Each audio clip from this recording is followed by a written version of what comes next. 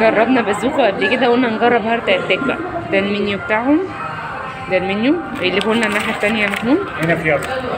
ايوه ده المنيو، ده هارت اتاك اللي في المهندسين. ودي الوجبه.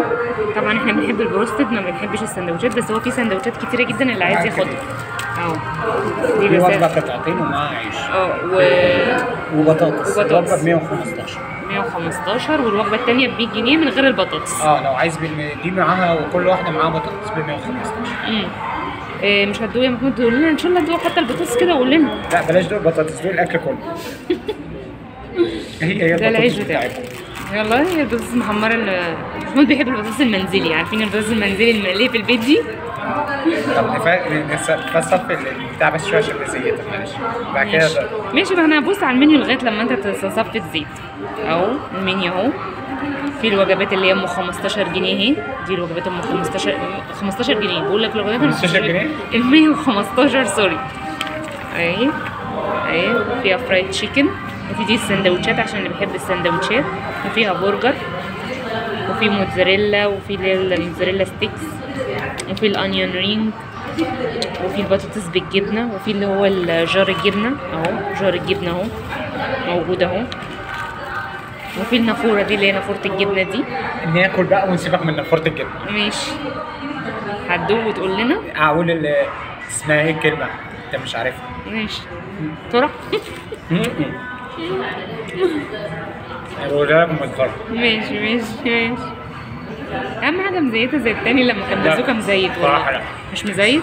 طب الحمد لله. والله حلو. ما بحبش لما يبقى شارب زيت كده يا جماعه، بيضايقني، بحس اني باكل زيت زي الاستاذ مراد مكرم لما بيقول لنا شارب زيت. فرع البطل احمد عزيز ده احلى من اللي هو اللي في سوريا، اللي هو الهارد اللي هو الشرق ده البازوكا احلى منه. لا حلوه والله، مش شاربه بالزيت. والبطاطس حلوه؟ لا ما كانتش هي ما كانتش حقيقيه. طيب كلهم بيعملوها. طيب يعني نقدر نقول ان هارت اتاك عجبك اكتر من بازوكا اللي هناك. اللي في المهندسين برضه. اللي هو في سوريا ده احلى منه. طيب كويس. هارت اتاك يا جماعه الاكل فيه حلو.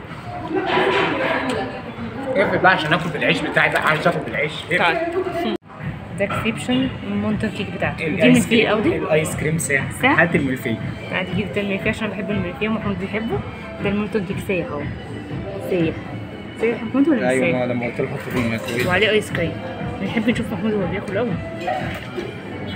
وقعته كل ما اقول لك حطه في الايس كريم وقعته وهطلت يا محمود. لو المصري ايه ما انت لازم 9000 معلقه عشان تقول لنا طعمه ايه يا محمود. يا ابني مش عشان ادوق. ده اكسبشن يا جدعان.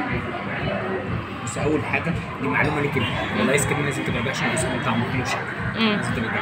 ده اكسبشن ممتازه طبعا، ممتازه. مش عايزه كلام، انا عايزه ادوق الملفيه يعني، مش عايزه كلام. طيب بص احلى حاجه اللي هو جت معلقتين عشان ان احنا ناكل مع بعض. شير عارف نظام الشير والغديوه بتاع زمان، يعني مش هيفهموا الجيل بتاع الحديث دلوقتي. يا ابني انا بتاع زمان، انا بتاع دلوقتي مش بتاع زمان. بص بقى خلينا ناكل الملفيه اللي باكلها بالشوكه والسكينه دي. بتتكسر على فكره. كل ما ادوق حاجه بالشوكه والسكينه افتكر الفيلم بتاع المولد بتاع عادل امام. انهي المولد لما كان يوصل. ايوه هناكل بقى. هنروح البيت انا وانتي. ايوه ونهطل وناكل بقى ونهطل على نفسنا. اخوات زيهم برضه. ايوه بص سيبك من الكلام الهبل ده. ما تاكلش بالشوكه. انا معروفه. ونهطل على نفسنا. انا بحب الشوكولاته الدلدق كده، يعني فكره عامله في شفايفك. طعمها ايه؟ بص يعني كويس حلو مش وحش، بس مش اللي هي الزيطه اللي كل مره اجي ما الاقيهاش. انما حلو مش وحش. حلو مش زيطه ان هي طاقه. ايوه مش هناكل ونهطل على نفسنا. بس طبعا ارجع واقوم عامل ايه؟ لازم اخد معايا. مش هتقفل وتاكل؟ ده انا عايزه ادوق. انا حضرتك انا عايزه انط من الشاشه وادوق دلوقتي. اقفل نقفل على المولتون كيك. ايوه